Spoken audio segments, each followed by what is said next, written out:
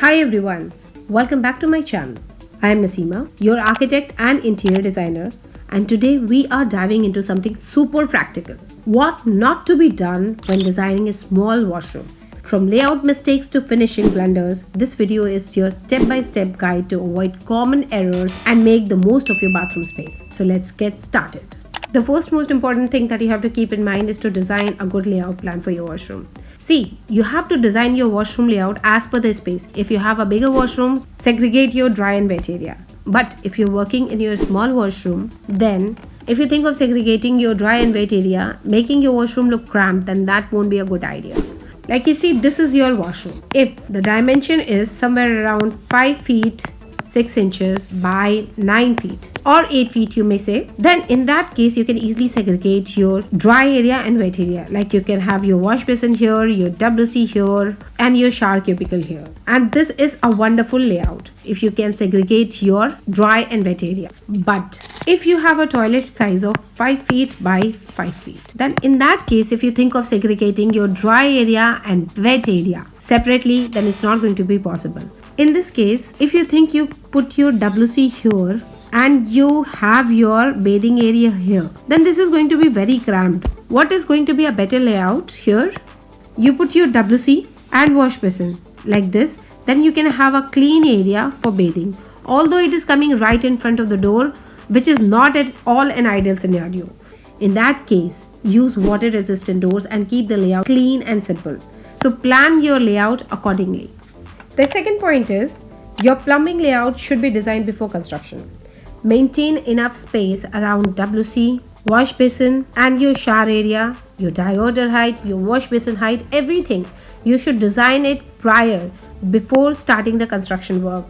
Also, use standard heights that are easy and comfortable to use. Another key detail, ensure proper slope so water doesn't accumulate, and that slope should always be away from the entry area or the dry zone, because sometimes at the time of architectural planning you may realize that you need a certain dimension to make this washroom functional. At the stage of space planning it can be done and you can easily add few inches in your washroom to make it more functional, but after the construction has been done it is not possible. So plan your fixtures prior the construction work is to be started. Another point is the placement of your electrical switchboard. It should always be away from the wet area. In this case, place your switchboard here, not here. Here is a big tip for you. Seal all the junction boxes before the tiling work. If not, the tiler might just cut a random tile later for points you don't need in future, and it is going to be a hassle for you. And to cover this area, a patch is going to be there, otherwise you have to remove your tile. So this is very important point that you have to keep in mind before the tiling work. And yes, don't forget to add two-way switches for the washroom. A visible geyser can ruin the aesthetics. If possible, in your washroom, place your geyser outside in the balcony if it is there. You can place it in the shaft if it is there, or you can conceal it in the ceiling with a trapdoor for maintenance. This makes the space clutter-free. Never skip waterproofing.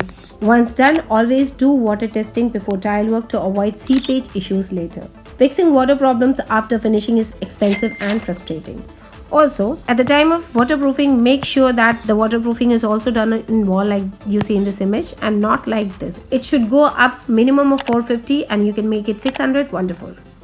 Another point is, built-in niches should be planned during masonry work, especially in the shower area for shampoos and near the wash basin for accessories. This removes the need for cluttered acrylic or glass shelf and gives a more premium and seamless look.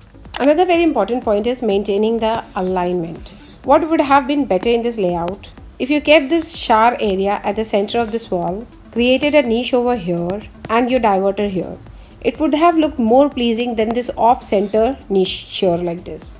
Like this is the wash basin line. So it's better if you align the bottom of your niche with the wash basin line, or if you have a window here, maintain the bottom of your niche with this. So it's going to give a very pleasing look than haphazardly placing. Too many colors can make the space chaotic. Go monochromatic for an expensive and spacious look. Choose tiles that are easy to clean, and if there is no dedicated shower zone, make sure to use anti-skid tiles. You don't need 10 decorative items in your washroom. Focus on one or two elements: a designer wash basin, a bold mirror, or featured lighting. Let your material shine. Don't overcrowd the space. If you want to know more about standard dimension for bathroom fittings, I have a dedicated video for that. The link is in the description box below. Don't forget to check it out. That's all for today's video. If you find these tips useful, please hit the like button, share it with someone renovating their washrooms, and subscribe for more such practical design insights. See you in the next video. Thank you so much for watching. Bye.